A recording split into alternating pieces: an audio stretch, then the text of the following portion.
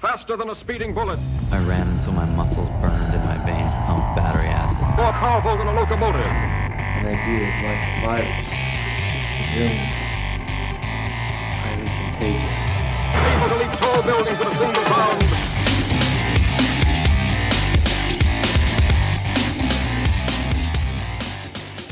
Hey guys, Jared Moon here, and welcome to the Better Humanology podcast.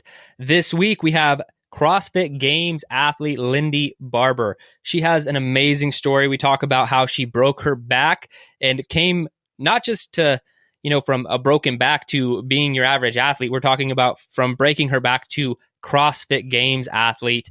She's competed as an individual. She now competes on a team, the CrossFit Mayhem team.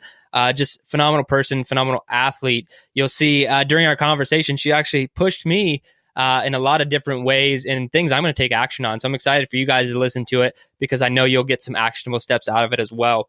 Also, we talk about her transition of being an individual athlete to being a team athlete.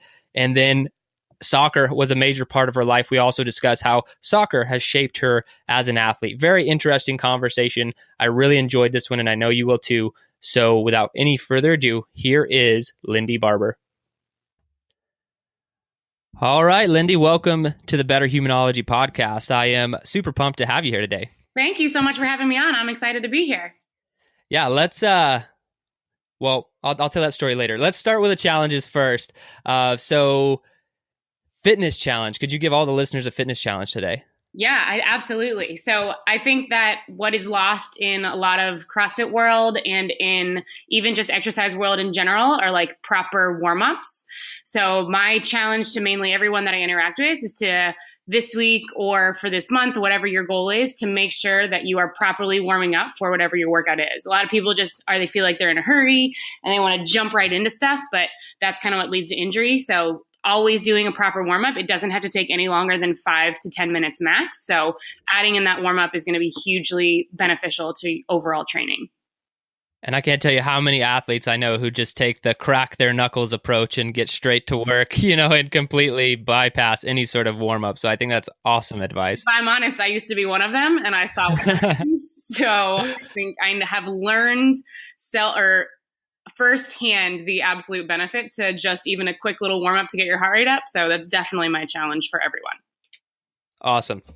All right. Now, how about a mental toughness challenge?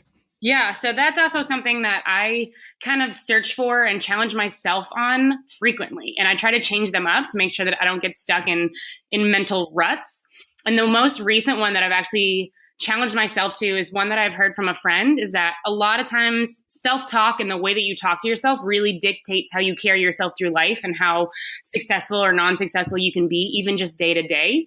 So something that I've kind of tried to make myself do is every time in my head that I think, oh, it doesn't really matter, that can be something to making the bed in the morning or just putting the dish in the sink as opposed to putting it in the dishwasher, or even on something like a workout, like, oh, well, I want 12 minutes, but if I get 13 minutes, it doesn't really matter. Like as soon as I tell myself, then that also to me makes it seem like it's not a priority. Like this isn't something that matters in my life. But if I do that more and more throughout the day, I start to realize that I start to fall off and I'm not as efficient as I can be. And so I challenge everyone to, every time you think in your head, like, it doesn't really matter, to just do whatever that thing is immediately, or to catch yourself that you're telling yourself that it's okay to be less than your best and try to change that habit immediately.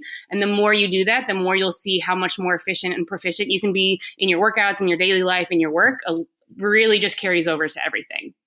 I think that's really an amazing mental toughness challenge. That's something I haven't taken on as an intentional challenge, but something I've been thinking about a lot more lately with a lot of little things like, not putting my dish when I'm finished with it in the sink. I'm like, I'll deal with it later or whatever. And it's like, well, you could just do it right now, and be a little bit more disciplined in some areas. I think that's a really good challenge to take on.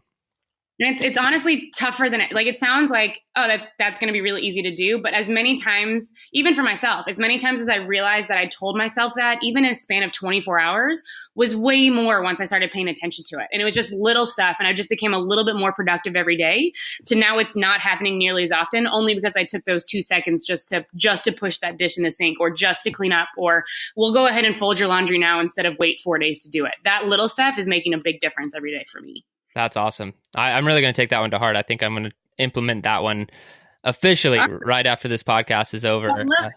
I hope you'll update me on how it goes. Yeah, I will let you know. All right. So how about a book recommendation? Yeah. So I honestly, completely upfront, do not very rarely do I read nonfiction books. I don't even think in the last 5 years I've read a book that was a self-help or a mental training, unless it was pushed on me by someone else. And I can't say that I have a specific amazing reason for that, except for the fact that because of trying to challenge myself in other ways that don't involve reading other people's writings, I try to do stuff like change the way my thought process is, or I challenge myself in the gym every single day in a different way, that I feel like I'm developing that so much through my work and my job and my life that when I want to sit down and read a book, it's almost a way for me to be transported into another world where I don't have to think about everything that I'm already thinking about the other 23 hours of the day. So I'm already trying to live my life as best as can be. So I try to take that time of reading a book as just get out of this world for a little bit. This is your relaxation time. This is the time to not worry about everything else that you're thinking about, which is why I have a really hard time doing those self-help books, because then my mind wanders and then I want to leave and not read anymore and go implement these things. So I stay to fiction, and I would not be true to myself if I wouldn't tell you that the most powerful books on my life have been the Harry Potter series, because they have been. I would not say I would go as far as obsessed, but an extreme fan is appropriate. So I have been to Harry Potter World. I have read the entire series more than once, some of them 3 times. I have owned all of the movies. I have butterbeer mugs. I have a Harry Potter room. I mean, I love it. And the reason why I read all the books, I did not read them as they came out. I read them from 1 to 8 all the way through, from 1 to 7 all the way through. Because when I got injured back in 2011, I still worked in a gym and I was planning on training the entire year, but that training was taken from me and I needed, while working in the gym, somewhere else for my mind to be. I was so upset and I was so brokenhearted that I needed to do something else while in the gym that took me to a happier place. And that was when I read all 7 of those books right in a row all summer long. And I think that's part of the reason why they became my favorites. And I love to read them over and over again, because it helped me to get through that difficult time in my life much easier. And I have those books to thank for it. So I think that's where it came from. But if you haven't read them, I promise you they're a good time. All ages will love them. And they are so much fun and so interesting that it will keep your attention. And I wish everyone would read them. I think that's great. Not only the recommendation, but the whole reasoning behind it. Because I know that I could probably chill out on the self-development books from time to time, because it can get exhausting just mentally, just like all these new ideas and tactics and productivity and things about business. And it's just, I probably should, every 3 or 4 books, take a break and read a Harry Potter book or a fiction book to release my brain a little bit. So I really like that advice. It's awesome. Thanks. Well, good. All right. So I know a lot of people listening already know, but if you could give us a quick introduction to who you are and what you do, that would be awesome. Totally. So my name is Lindy Barber. I am currently a professional and full-time CrossFit athlete, but I do also have my own business on the side. It's Lindy Barber Fitness. I have my own website and I do programming online. A lot of times I have athletes that have had injuries in the past, and I try to help them work through that injury while still being able to work towards a goal of competing or getting back on a barbell, or when they've been told that all you need to do is just X, Y, and Z for the next 6 months, and they want a little bit more than that. I try to take them and give them a little bit more programming that will still aid into their recovery, but not overstep whatever their doctor told them. So I do a lot of online programming through that. And then I do a specific core strengthening program, which is more of a generalized program. And I'm currently working on adding in a couple different levels of programming. So yes, I am a full-time CrossFit athlete, but I am also working on my own business on the side. I was a soccer player my whole life growing up until I began CrossFit in 2010. I went into a CrossFit gym for the first time in 2009, but didn't get attached then until 2010, and have been competing basically ever since then with a couple hiccups there in and out. And I've competed at the games, the CrossFit Games in 2013 and 2015 as an individual. And I've been on CrossFit Mayhem Freedom's team in 2016 and 17, and will continue to be on their team again this year. That's awesome. And is that your programming is at lindybarber.com? It is, yes. Okay, awesome. Cool. I just want to make sure that people knew where to go to check that out. Sounds like you had a really cool and unique programming thing there, especially given your background, which I know a little bit about. And I would love to discuss that. You're talking about athletes with injuries, and you had a pretty significant injury yourself, right? Did, yeah. So I was a soccer player my whole life, as I said. I didn't do a whole lot of weightlifting because of it. I did a whole lot of running, and a lot of, when we got to college, we did some strength training, but it was mainly plyometric stuff. We didn't do a whole lot of actual weight, heavy barbell things. So I did not really lift heavy weight until I began CrossFit. When I began CrossFit, I had a little bit of back pain while playing soccer, but nothing that I knew was an issue. Nothing, my whole life I had it, so I didn't know that there was a problem with it. I didn't understand that everybody didn't have the same kind of back pain that I had, so I never drew attention to it until I began doing CrossFit. And I was actually competing in 2011 in the Open for the very first time. It was the first Open that existed. And I was about 3 weeks in. At the time, I was doing CrossFit football because that's what I had been told was a good way to gain some strength and to actually get underneath the barbell and to gain some power and speed. And it was deadlifts and back squats and a lot of stuff that I loved and I was already good at because of my soccer background. So I was back squatting on a Monday, the third week of the Open.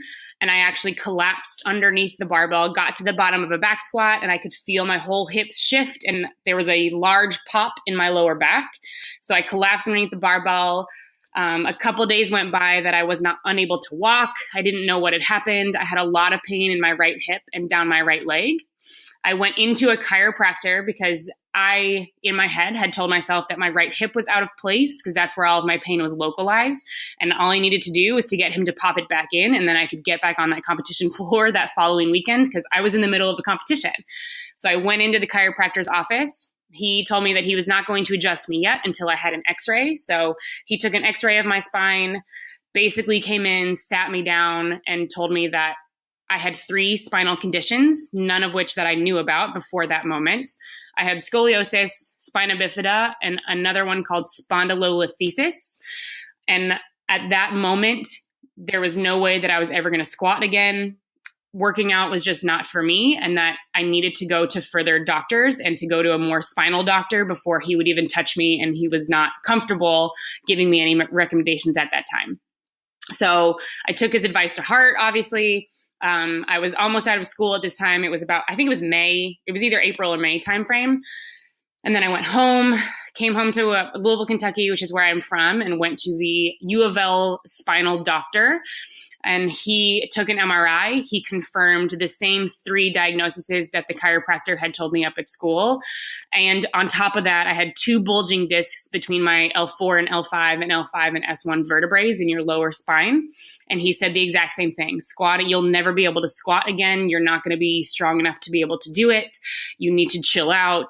And I need you to rest entirely and do absolutely nothing for the next 6 months. I need you to wear this bone stimulator because of where you have broken. I had broken the L5 vertebrae, which is the biggest, thickest vertebrae in the lower spine.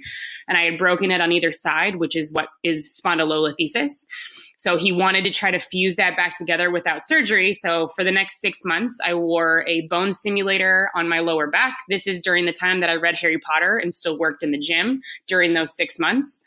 Wore the bone stimulator, went back 6 months later, got another MRI, in which case now he confirmed that, yes, the bone stimulator had worked, that the edges of the bones themselves had smoothed and had regrown, but unfortunately they had regrown away from each other. So they had confirmed the break. So that now we had no chance of them actually fusing back into one solid bone.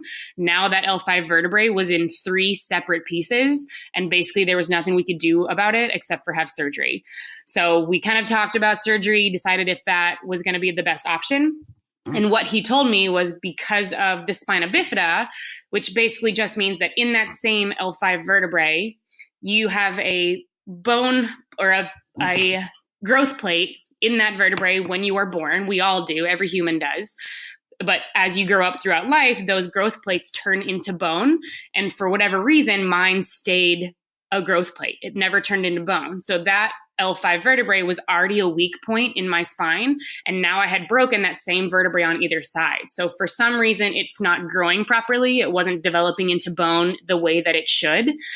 So I was out of luck. And if I was to have this surgery, they could pin the bone back together. But because of the spina bifida that I had, there's no guarantee that it would work. I would have to wait amount of time to see if I was still in pain. And then if I was, they would have to go back in and take the screws out, which of course did not seem like a good option for me. So what I basically asked him was, so what happens if I don't do the surgery? Like, what happens in my life if I decide to go back to lifting? And what he basically told me was, well, this is your life. This is your decision. If you go back and start CrossFit again, or you go back to lifting weights, you could develop some strength. You could not be in pain that often, and you might be okay. Or you could really injure yourself. The bone could move. You could sever your spinal cord and you could be paralyzed. So of course that was scary, but then I was like, okay, well, what if I don't lift weights? Is that a guarantee that it's not going to happen? And his answer to me was, this could happen. You could still injure yourself further, regardless of if you go back to the weight room or you don't. You could step off the sidewalk and you could roll your ankle and you could injure your back in the exact same way as you could if you were back squatting. Or this could never happen in your life. You could back squat. You could actually be okay and build up some strength. The thing is that he didn't know. He didn't know any of the answers. He couldn't tell me in a definite yes or no, which gave me the ability to think about it. And I was an exercise science student at the time. So I knew that just sitting around and keeping my fingers crossed that I wasn't going to be in pain for the rest of my life was not an option for me. It didn't make sense. It didn't work in the way that I was just not going to be in pain just because I didn't lift weights. So I slowly decided to work my way back into CrossFit, in which case then I competed again in 2012. But the injury was big in 2011, but honestly, it changed my whole life and I think made me a better athlete now than I would have been had it not happened to me in 2011. And when you say it made you a better athlete, what do you mean by that? So I think that the Lindy pre-broken back would have rushed way too fast. I think I would have added weight onto the bar. I think that I would have gotten injured, unfortunately, because I'm so competitive and I was so competitive in life. And I had not been through anything that made me really appreciate being an athlete, if that makes sense. So I had always been a good athlete my whole life. This is just so like hair flippy, but as a freshman, I made varsity and I was on the varsity team, and then I was the leading scorer, and then I got recruited to the D1 school. Like I had always worked hard, but I had always just been an athlete, and it had just been a very natural, comfortable, easy thing for me to be. And then all of a sudden it was ripped from me. It was no longer the identity that I had. It was no longer who I was. I wasn't Lindy Barber, the soccer athlete. I was Lindy Barber, the girl with the broken back, who now has to figure out what she's going to do with her life. So it changed my whole mental attitude towards respecting and appreciating being the athlete that I am. So I think I came back from injury not only with a better understanding of how to exercise, how to warm up, how to strengthen my muscles properly, when to say no to extra volume, but also as an athlete who absolutely loves the fact that I still get to compete. I still am allowed and I still am able to go into the gym every day and compete and work hard and squat and lift. And because that was momentarily taken from me, I now appreciate it every single day so much more that I think I've become a better athlete because I don't take it for granted. And I go into workouts with a fun, this is exciting kind of an attitude, which I think works towards my benefit that I can't say that I would actually have had I just immediately become a good CrossFit athlete. I think I would have taken it for granted a lot more. And I do not think that I would enjoy the sport as much as I do now, with the understanding that it's a gift that I can do it every single day. And what did you have to focus on to get back? Like, was it certain programming or warm-ups you're talking about? Like, what was it that got you back? So in 2012, initially I just started doing extremely basic, easy movements. I did strict pull-ups with a band. I did strict push-ups on my knees with no warming. I did air squats, but 10 at a time with perfect form. I really focused on staying as core stable as possible in all of the movements that I did. That was with no help. That was just with some other people giving me suggestions. And that was me taking CrossFit.com workouts and really toning them down in a way that I thought that I could manage. And then slowly building my way back up. Because I was exercise science, I understood progressions and strength balances and, microcycles and that kind of stuff. So I took some Wendler strength stuff and just some other cycles that had already been out there and just really toned them down to the barbell and 55 pounds and learning the way that my body moves to make sure that it moves properly through movement. In 2012, I went to regionals. I actually was able to make regionals again back in 2012 after the injury.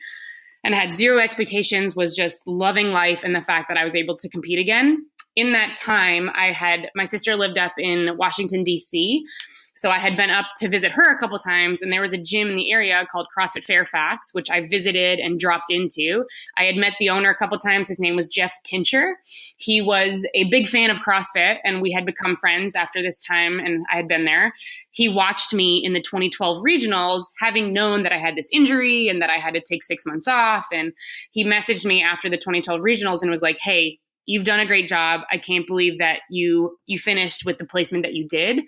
If you still have a dream of going to the CrossFit Games, I would love to work with you this year and see if we can make it happen."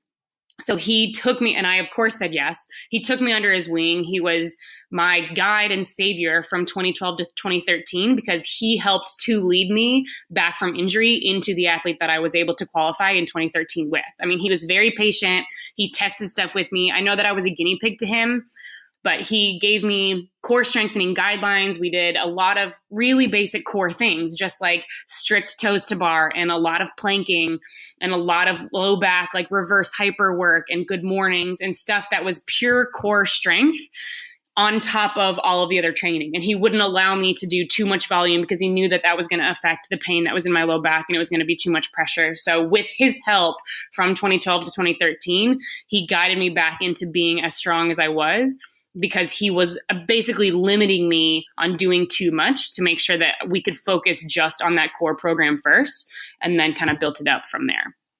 You have a really amazing story, and most people I don't think would have come back, from that much. I mean, maybe they would have gotten back to being an athlete or working out or hitting up, one CrossFit class a day or something, but you all the way to the games, still a games athlete with all of that. It's just amazing.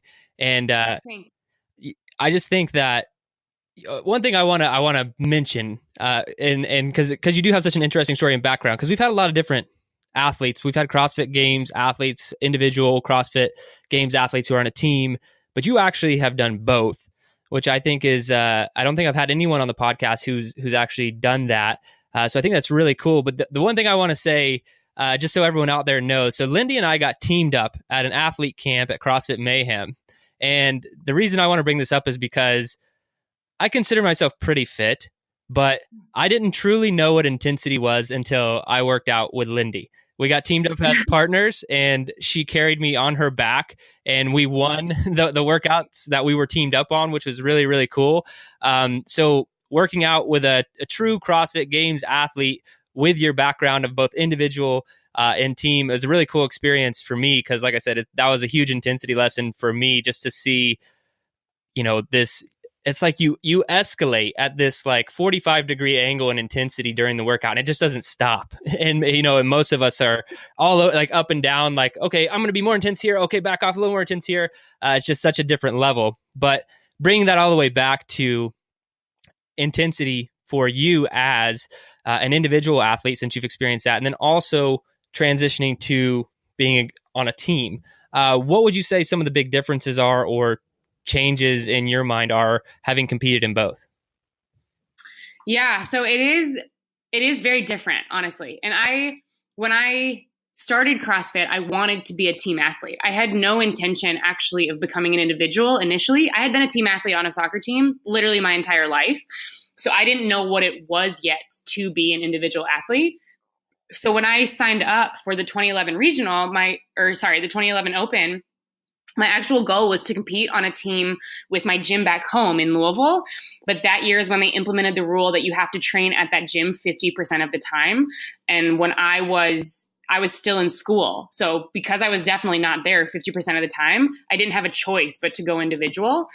So I ended up going individual in 2012 because of that same rule. So I didn't know what it was like to be an individual athlete until that moment. And it's much harder than being on a team, especially with CrossFit as the sport, because as an individual athlete, you absolutely have to know yourself. If you're trying to compete at the highest level, or even just to do your very best, you have to know yourself in and out as an athlete. You don't have other people that are like pushing you and expecting things of you. You have to hold yourself to a high standard to be able to compete at your best, or you have to attempt 75 different movements in a whole bunch of different ways to know what works best for you as an athlete.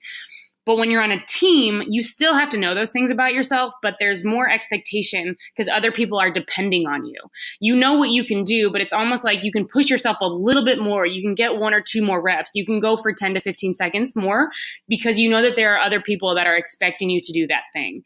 And kind of one of the best examples that I give people is like, if you're an individual athlete, and you're on a workout and it's a 20-minute AMRAP, say, just like we had for 18-1 last week, you are literally just talking to yourself in your head the entire time, right? Because you're either counting your own reps, or you're telling yourself you can go, or you're telling yourself you're okay, or you're like, you need to slow down here, or you need to pick it up here. But if you're in a 20-minute AMRAP on a team with this year 4 or last year 6 other people, you are literally out loud talking to each other. And someone during that 20 minutes is telling you, you can do 5 more reps, or give me 3 more reps, or I need you to do this for me, or I'm slowing down, pick up the barbell. And it is so different because you are actually working for someone else. Of course, you're doing your best, but you are doing these 5 reps so that you can hand off that barbell to your teammate so then they can do their best 5 reps. It's not just you going through the 15 reps yourself.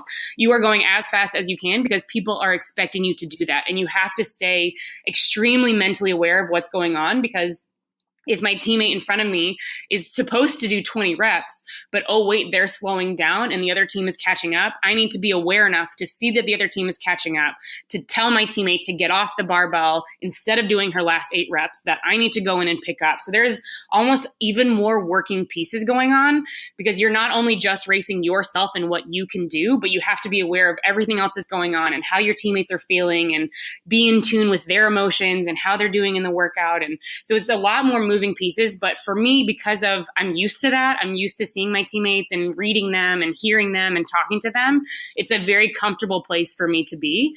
So I absolutely enjoyed being an individual. I love that experience, but man, I was so glad to get back on a team and to have other people to hang out with all the time.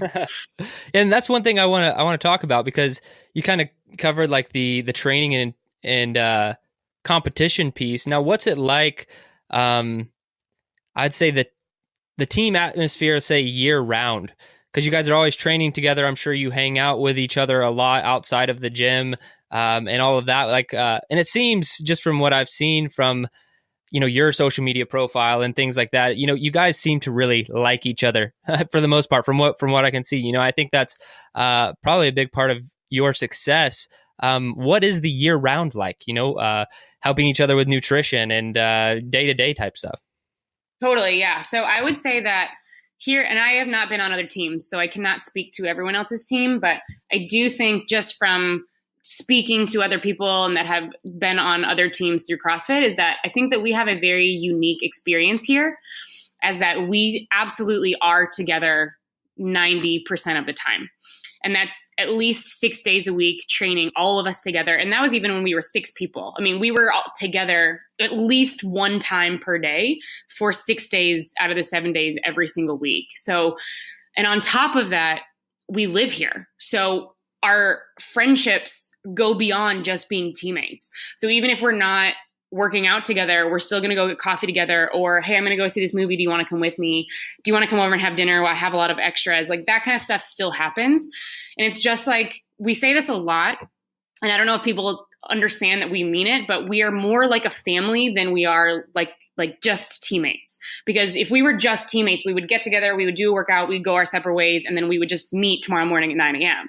But we're also texting about the show that came on last night, or we're talking about the new movie that's happening, or we are like, hey, well, what are you having for dinner? And well, how do you make this thing? And we're like, remember that, problem I was talking to you about yesterday? Can I call you to talk about it now? So we're very involved in not only each other's CrossFit life, but in each other's outside of the gym life, which I only think transfers well onto the court or onto the floor, because we do know each other well enough that if I say something to one of my teammates, like if Ellie, for example, if she was slowing down in a movement, I could say to Ellie, hey, Ellie, you're slowing down, get off the bar.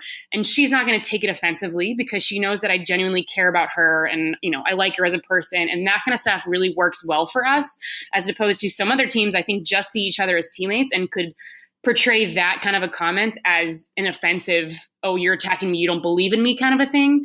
When we've developed these relationships with each other, that she knows that I only want the best for her, and I would never tell her to stop doing something or to get off the bar if I don't think that she knows that she needs to get off, if that makes sense.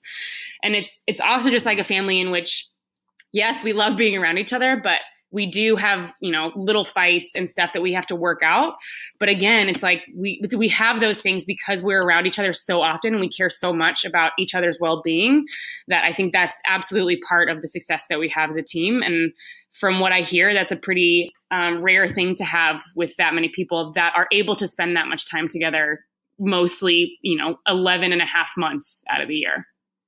Yeah. And I think that's just such a huge part of what you're doing. Because coming from a military background, I've been on a lot of different teams, some in which we never hung out other than what we did together in work, and then other teams where we spent every waking second together.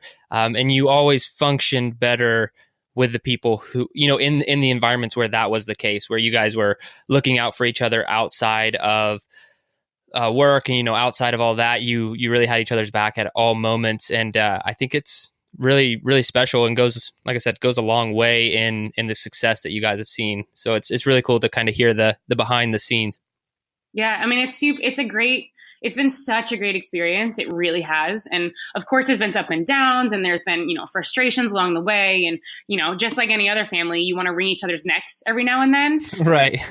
But then when you celebrate the victory at the end, it's exactly like anything else. Like none of that matters. Like, that you're going through all this stuff together, which makes the victory and the success at the end of the season that much better, is because you have spent so much time together and you have worked so hard for one another all year long, that it's just so cool to be able to experience it with people like that.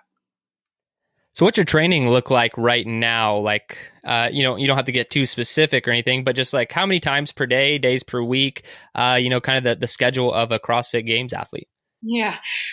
So I would also venture to say that Mayhem trains a little bit more all year long than a lot of other people and then a lot of other teams, just because of the atmosphere we're in, and because Rich is Rich, and he's the ringleader of volume in CrossFit.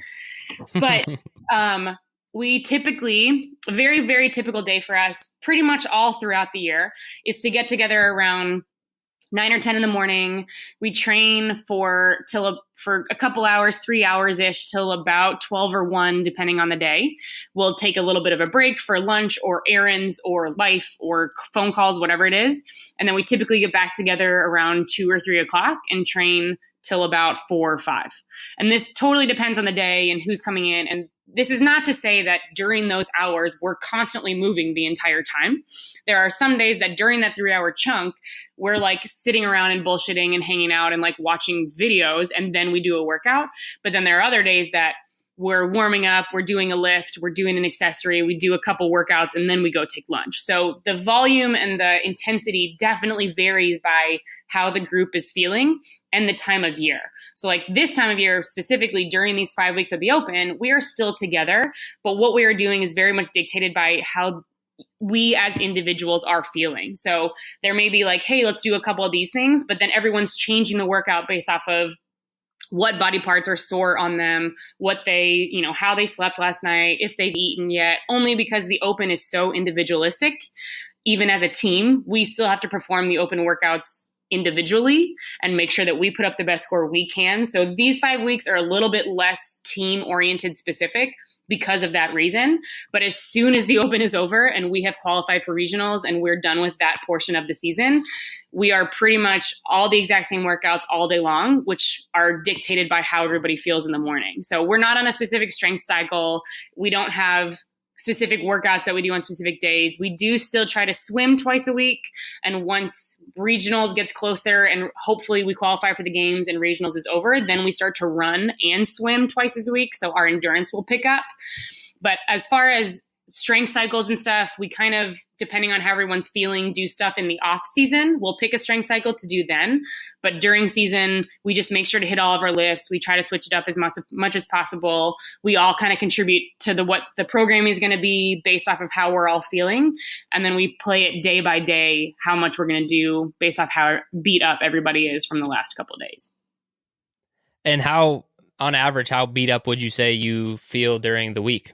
Because you still have, you're probably always having to look out for your back, right? There's not something you can forget about. So I'm just curious how that kind of plays into your weekly planning. Yeah. So for me, that was one thing that I was really nervous about, honestly, year one going into 2016, is because I talked to Rich about it before he said yes to me being on their team officially.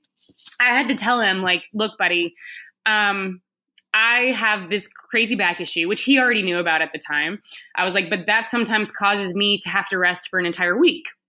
Or I don't pick anything up off the ground for 2 weeks. Or I have to really sub some stuff out. Or I have to take 2 days off. And what he basically told me in that moment was, listen, whatever you have been doing has been working. So continue to do whatever it is, no matter what. And that made me feel really good because I was just nervous that I was going to be letting them down, or if I had to skip a couple days because I, had some nerve flare up and I needed to let it calm down, that it was going to become an issue. But he and the rest of the team have had full trust and faith in me since the beginning, that if I tell them, hey, I need a day off, my back's being a little sketchy, they're never going to question me. They're not going to tell me that I'm being a wimp, I need to suck it up, because they've seen me in pain because I've had to suck it up in whatever the workout was. And they want me to be my healthiest to make sure that the team can be as healthy as possible overall. So they do, of course, make fun of me, like, jokingly, because we are a family, the fact that I don't ever do GHCs, full range of motion, ever. I don't really do overhead squats. There's some days that they put some stuff on the board and I'm like, yeah, I'm not doing any of that. And they're like, oh, great. What does Lindy want to do today? So they like make fun of me. But it's all in good fun because they understand that I'm just trying to take care of myself. So there are definitely days, and I would say at least one day every single week, I'm changing a workout, or I'm lessening the volume, or I'm changing the load. Every Thursday, no matter what, I only do a morning session, and they know that. They know that Lindy's going to be there in the morning and that Lindy takes Thursday afternoons and Sundays completely off. Because I know that my body needs that time to heal, to be able to give them the best that I can in the other training days. So it's kind of stuff like that they've learned, thank goodness. And I'm very appreciative of the fact that they've learned to just trust me and that I know what I need to do so that I can be my best for you when it matters. So that I have to adjust and play with a little bit. And that changes week to week. But we are very good at beating each other up in workouts. But when it comes time for regionals or for games, I think that's a really good reason why we excel later on the Sundays, on the workouts that are high volume, a lot of reps, is because we train pretty sore and beat up all the time. So that by the time the regionals comes, or the last day of the games comes, we are still able to perform because we practice in that state all the time. And does it ramp up, the volume intensity ramps up more, you said, as you progress after the Open kind of concludes? You guys really ramp it up getting ready for regionals and then the games? Yes, absolutely. And I think that will definitely be the case this year. Leading into regionals, the shorter intensity ramps up, meaning that we do a lot of workouts that are just really hard, but that are 10 minutes or less. And reason being is because usually at regionals, and this is just from history, and all we can do is plan for what's happened before, because you obviously in CrossFit have no idea what's coming. So typically at regionals, it's shorter workouts that are really high intensity, a little bit lower rep per person because they try to get things moving. And that may change with the 4-person, but we just don't know that yet. So that's the kind of workout that we do from until the regional workouts are released. Unfortunately, once regional workouts are released, that's all you do until regionals, because that's what everyone's doing and that's the only thing that makes sense to happen. Once regionals is over, and then it's between regionals and games training, if we're so lucky to qualify again, then that volume in general all ramps up, because the games is a whole nother beast. It's like longer workouts. You have absolutely no idea what you're doing. So that's why we add in running and swimming twice a week, to kind of like increase overall time on feet, overall volume, overall body being fatigued, because the games is so long and you have no idea how many events that you're doing, that the intensity totally ramps up between the open and regionals, but then overall volume then will ramp up between regionals and games. Now, I didn't catch the Dave Castro's real reasoning behind it. I just knew that it happened. I saw it having some other friends on teams and whatnot, going from the 6-person to the 4-person team. Do you know what the reasoning behind that was? I absolutely never know what Dave's reasoning is. Right. For anything.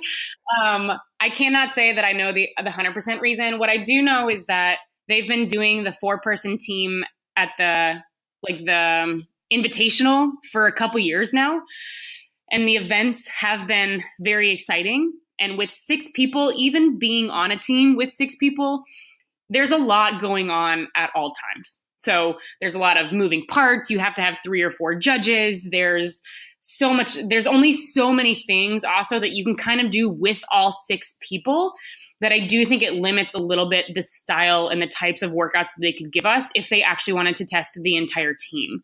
With 4 people, you can highlight the individuals of the team a little bit more, I think, in my opinion. And you can create workouts that are more work for all 4 people to prove that the entire team is a very fit group of individuals. With 6 people, you can kind of hide people through some movements. You could throw them in the middle of the worm and they didn't really have to do that much because everyone else around them could work harder. But with only 4 people, you cannot have a weak link on your team. You can't have somebody that can't really do a whole lot, but is just good enough to get by. And I kind of think that is probably his reasoning behind it, is that 6 people, there's a lot going on and there's a lot to do. But with 4 people, you can make the workouts a little bit more creative and put a little bit more pressure on each teammate individually to have to perform to their best. Yeah, and that makes sense. I'm really excited to see. I don't know. I'm just excited to watch regionals in the games and see how things play out. I think it's gonna be really cool. I'm honestly very excited about it. I mean, it threw our team for a loop because we had just added on our 6th member. So once we got on the emotional roller coaster of that, we have 2 really solid, legit teams that I think it's going to be really fun this year. I'm excited to see the changes. I can't wait to watch. And how are you enjoying the open season? I know we just kicked it off, but having fun so far? Yeah, I mean, the open's the open, and it's 5 weeks long, and it's a really long kind of drag along the way, and you focus on one workout for 4 days, which is not CrossFit-esque, because the reason why I like CrossFit is because it keeps changing and it's always interesting. So it's it's obviously mentally taxing like anything else. But the open's fun, and we have a Friday Night Lights throwdown every Friday night, and it's really cool the whole community aspect of it. As a competitor, I don't love it, only because you have to focus so much on one workout for 4 days. But as a community member of CrossFit, I think it's so cool. I think it's so much fun that the whole world gets involved. It's so much fun to see stories and PRs and to have people crushing stuff that they never expected to be able to get. And that aspect of it is really fun. And we have a really good time at Mayhem throwing down on Friday nights with all of our community members. So it's a good time. Yeah. To be honest, I've been at a lot of different gyms for different CrossFit Open seasons and competed. But the one time that when I was with you at that camp, they did was it the first workout of the Open, I think. It was the snatches and double unders. Oh yeah, such an awful workout, but that was just such a cool thing. Just the whole community. There were so many people there, and it was really cool. So I'm sure that has continued and probably only grown and gotten even cooler. So I bet the Open there is really fun. I've definitely been to other CrossFit gyms where it's like they're pumping people through the meat grinder, just trying, because there's so many people who want to compete and who aren't members at their gym, but they're trying to be nice and it was a really cool experience there. Cool. Yeah. We try to, we have biggest gym. I mean, I don't know if it's literally the biggest gym in the nation, but it's a huge gym that we have now, but it's only getting filled up with more and more people, which just makes the whole atmosphere legitimately feel like a competition, which is really fun for all of our members. Like, even if they're just scaling and they're not even caring about what their score is, the fact that they get to like have a lane and they get a judge and they're like, they have to get into the warm up area first. Like, it's just such a fun thing for the whole community to get to experience. That's very cool. All right. One question for you now. I want to, this is kind of taking a step back, but you've talked a lot about, or mentioned a few times, should I say, soccer. Yeah. And I'd like to know how you feel that soccer has shaped you kind of as an athlete, then moving into the CrossFit world. You kind of hit on like, you're glad to be back on a team, but I would just say physically, emotionally, mentally, everything. How did soccer shape you kind of into the athlete you are now? Wow. So soccer was, and don't hate me, CrossFit fans, but it's still probably my true love of sport. And it was what I grew up doing. I grew up playing every sport under the sun. I was a very active kid. I wanted to try everything. I wanted to be on every team.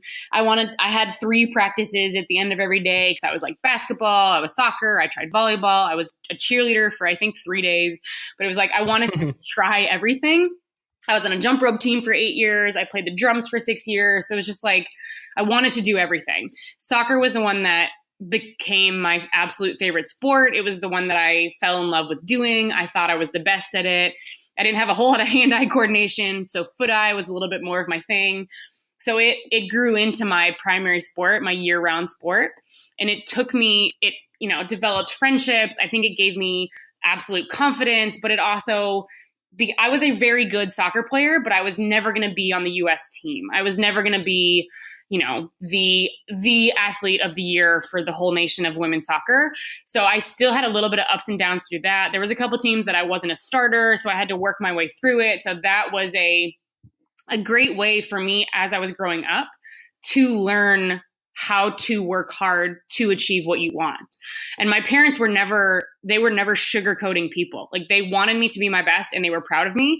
But if there was a game that I was not good in, they would tell me. They would be like, that was not a good game for you. Like, you need to work harder, or your touch was off. My dad was not shy at all about telling me that I had a bad game, or I really needed to work on this. And he would tell me to get outside in the backyard and to practice harder. Or if I actually wanted to be the starter at the next game, I needed to actually go work harder because there was other girls out there that were working harder than me. And that was all instilled through soccer. So I learned all of that kind of real life skill of, you have to work for what you want through all of my soccer career days. Not only as just mental toughness that I kind of developed through that sport, but obviously I developed a good lung capacity. I have really good leg strength. That kind of stuff carried me into CrossFit. So when I came in, the breathing and the out of breathness in the workouts were never the issue. It was my muscle fatigue, because I had such an endurance background that I didn't know how to lift weights. I didn't know how to put anything over my head. I didn't really know how to use my upper body at all because I never had. So that was the disadvantage that I had coming into CrossFit. But I think that, soccer itself absolutely helped me to be a pretty decent runner. I'm obviously a very good sprinter, and that came from CrossFit, to the point that I think that I kind of missed a calling in track, maybe. Like, I think it probably could have been good if I tried. But soccer, learning how to work with teammates, learning how to work with other people, helped me to grow into a good people person, just in life and in business as I grew up. And I kind of realized that soccer itself absolutely transformed me into the person that I was, not just as an athlete, but how to handle other people, how to deal critique from people that you care about, but know that they're doing it for your best interest. And learning that from my parents through playing the sport of soccer, I think has helped me to become a good coach in the sport of CrossFit as well. So, I could say that it just helped me to become a good athlete, but it did. And it also helped me to become the person who I am today, because I went through so much on so many different teams at so many different levels in the sport itself. Yeah, and I think that's something that's often overlooked, and a big reason why I wanted to ask is not only you're talking about lung capacity and the ability to run, things like that. People's athletic background. A lot of people who are good at CrossFit had some other sport that they are coming from.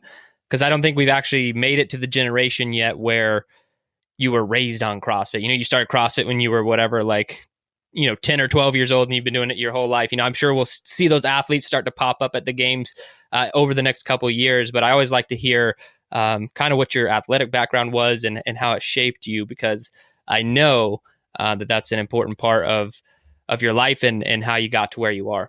Absolutely. And I still think it's exactly what you're saying. Like a lot of, not all, but I would say most of the highest level CrossFitters came from another sport. Still, they all developed a lot of the strength and the toughness and the competitiveness and the drive that they have because they grew up doing whatever their sport was. And I do think we'll get to the point, like you're saying, that people are raised on CrossFit, which to me seems like mind blowing. Like I can't imagine having CrossFit have been your sport your whole life. Because right. I think being on a team and being around other people and developing pure athleticism through having to cut and to be agile and to jump over things is such an important part as to being a good athlete, and especially as to being a good CrossFitter, that I hope people don't miss out on.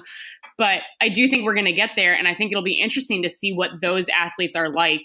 And I would love to see like the athletes that are raised on CrossFit, like to bring back something like the softball throw. And just to see what happens, like right. Just to have like a normal, quote unquote, normal sport element added in. I still think even today, there would be a lot of CrossFitters that are terrible at what would be considered a normal athletic movement, like a side to side or a shuttle sprint or a T drill, like some of just basic agility stuff. That's the stuff that I grew up on. I think it would be interesting to throw that kind of stuff in, especially with athletes that have never played a sport. Yeah, I think I would love to see that kind of stuff come back to the games. I thought that was really interesting. And it also reveals a lot about a fitness athlete not necessarily being the most coordinated or athletic. It sounds almost counterintuitive, but there's a lot of literature and research coming up now. Like me, my background, I did different things. Like I played sports. I played football and all the normal sports in high school, but I also did things like skateboard and played tennis and racquetball. And I think it gave me so much hand-eye coordination that when it came to learning things that were in CrossFit, it was none of those things were ever an issue. And I can only attribute that to kind of being an athlete my whole life and doing those other things. And it will be interesting to see these athletes who never, like you said, like they just get raised on CrossFit. It's kind of mind blowing, but like, where are they going to be on the other side of being an athlete, aside from just having these huge engines and being really strong? What else are they going to be able to do or can't do? Yeah, exactly. I think it's going to be so cool because the sport is still so young. Like it's still developing. They're still changing rules every single year. And it's like, it's going to be so fun because I plan on doing this forever, right? Like I don't plan on competing forever, but I plan on being involved in the sport in some way. So I'm really excited to see what happens over the next 10, 15 years, because it's going to change entirely, I'm sure, in the next 10 years. And it's just going to be really fun to see where it goes. Yeah, I look forward to it. All right, let's get to the quickfire questions of the show. Are you ready? I'm ready. What's the hardest workout you've ever done? Ooh, there's actually this is the most recent, actually, probably. There's I think twice in my entire life that I've ever quit a workout. And I just quit a workout. This is not just, but it was like back in June. No, that's not true. It was right before the games in July. And there was a workout that we were doing at the gym. And it was actually supposed to be, this is ridiculous, but it was supposed to be 33 rounds long. And I had been doing some other stuff because last year in my training, I tried to add in even extra swimming and endurance stuff because I thought that was a hole in my game in 2016. And I wanted to make sure that I was good enough. So I was adding in some extra stuff. And then it was like a Friday and he wanted to do this 33 round workout. And I was in the middle of it, and it was power cleans, bar muscle ups, and bar facing burpees. But it was 33 rounds of like 3 or 2, 3, and 4. But it was just so mentally taxing, and I was so exhausted and had already done so much endurance work that day that I couldn't. And I was so slow to the point that my teammates were like during their workout were asking me if I was okay and if I was going to be okay. And why was I starting to tear up? And I was like, I just can't, you guys, I can't do it. And it's very rare for me to have to quit a workout, but that will be stuck in my brain. I'm going to have to go back and do it one day because it will be stuck in my brain forever, because it was one of the hardest things that I've tried to do. And I still didn't even make it all the way through.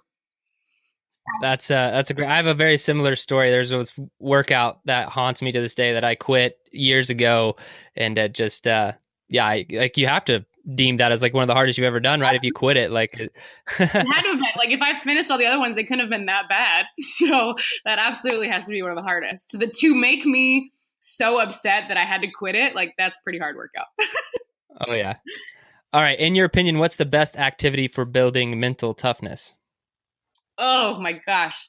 So there's so many, but I think in CrossFit in itself, one of the best ones that I've done, especially trying to better yourself as a person for mental toughness, is working out alone, either early morning or late at night, whichever one is worse for you. And what I mean by that is I feel like every person is a morning person or a night person. Like I don't think there's very many people that are both. Like you'll say you're one or the other. So for me, working out in the morning alone is a really easy thing to do. But when I've had a really busy day and I haven't gotten to all the training that I want to do, and I have a garage gym, luckily, but to then go into the gym when I'm exhausted, but I have to finish this training and it's the nighttime, which I'm not a night person, and I need to finish this training, but no one wants to come with me. And I just don't want to do it, but getting in there and getting the work done anyway is so important to me. Like then the time itself or the amount of reps that I get or the weight that I lift doesn't matter. It's so important for me to push through that mental barrier of telling myself it's okay, it doesn't matter. And getting in there and getting the work done has been hugely beneficial to me, knowing that I can go, then if I can do it at that moment, if I can lift that weight at the end of the day at 7 p.m. alone by myself when I am exhausted, then on a good day, there's going to be no problems. And I know if I can handle that in that moment, then there's nothing else that they can throw at me that I feel like I can't handle. So I think that kind of stuff, training when it seems like the most not ideal time for you to train, is a big thing to do often, not necessarily all the time, but getting that kind of work done and just focusing on, I just have to get through this, is going to make you so much more mentally tough when it comes to your perfect training environment, and it'll feel so much easier. I really like that one because I train alone almost exclusively because I'm a garage gym athlete. I work out in my garage all the time, but I do always pretty much hit up the mornings. And when those night times, I've skipped more workouts that come at night than I have done, just because I'm like, no, like I'd rather like do two workouts tomorrow and hit them both up at these times or whatever. So I think I'm going to take that one on as well. That's the second time you're pushing me in this podcast to be better. So I'm super, super glad to have you here. All right. So let's go with this one. It's a pretty fun one. If you could only have one piece of equipment to train with for the rest of your life, what would it be? That one's easy for me, and it's absolutely a barbell. Awesome. I love it. It's something that did not get implemented into my life at all until college. I had never touched a barbell, and it gave me such a sense of like strength and power. And I just I love lifting weights, no matter if it's like super heavy or not. It just gives you such like an empowerment feeling that I would absolutely choose a barbell forever. Awesome. All right. Last question of the show. What is your best advice? The best advice you have for becoming a better human? And this is 100% open-ended. Do what makes you happy. So I tell people that all the time, and that can apply to life, to your job, to your fitness, to anything. I am obviously a extreme CrossFit biased junkie, and I always will be because that's the sport that I love and that's what I love to do. But I have no problem with people saying that they don't like CrossFit, it's not for them, and to go do what makes them happy instead. And I have been like that my whole life. If anything has ever come up or changed in a way that all of a sudden it was becoming a negative thing in my life, if it was causing me unhappiness, even if it was what the norm was, I never succumbed to that. I always wanted to do what made me happy. And many times that has caused controversy among my family or among the loved ones around me, but I have never regretted a decision that I made purely based off of what I wanted and what made me happy in that time. And it seems kind of controversial up front, but ultimately you get one chance at this. You get one life to live. And if you're not doing the things that ultimately make you smile every time you do them, and if you don't wake up in your life and be excited for every day that you have, then I think something needs to change. And I would love to hear that every person that I interact with wakes up and is excited to go and do whatever they're doing that day because it genuinely makes them happy. So that's my biggest advice to people is go do what makes you happy. And I know that sometimes it won't seem like the right thing at the right time, but if that's what's genuinely going to make you happy, then that's the right decision to take. I think that's phenomenal advice. Well, Lindy, I've had a blast talking to you over the last hour now. I'm sure people are going to want to learn more about you, where they can find you, interact with you. What are the best places for them to find out what you're working on and what you're doing? Absolutely. So I love to meet people and to talk to people and to get as involved in the community as possible. So the best ways to get a hold of me on my Instagram is just Lindy Barber. It's very simple. I try to post on there often. I will be completely honest is that I'm not awesome at social media, but I'm trying to get better. And I try to be as realistic and transparent as possible. So you're always able to reach out to me. I try to answer my direct messages as well. So I would love to hear from you guys and the questions that you may have. I also have my website, which is just www.lindybarber.com. On that website, there is programming options that we talked about at the beginning of the show. There's also a blog where I try to just write down my thoughts sometimes and get them out to people. And then there's also an email on there. It's just lindy@lindybarber.com if you have more specific questions or desires or want to reach out, and you can absolutely reach me there as well. Awesome. Well, Lindy, it's been a blast. Thank you so much for coming on the show. I've had a great time. Thank you so much for having me. I've had such a good time.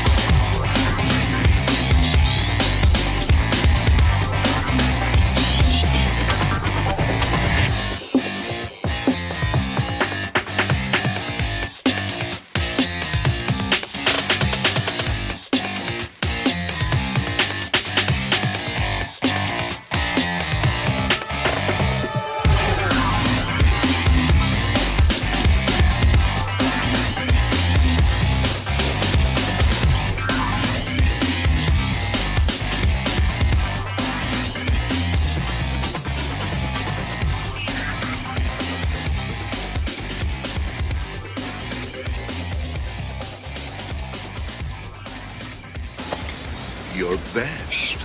Losers always whine about their best.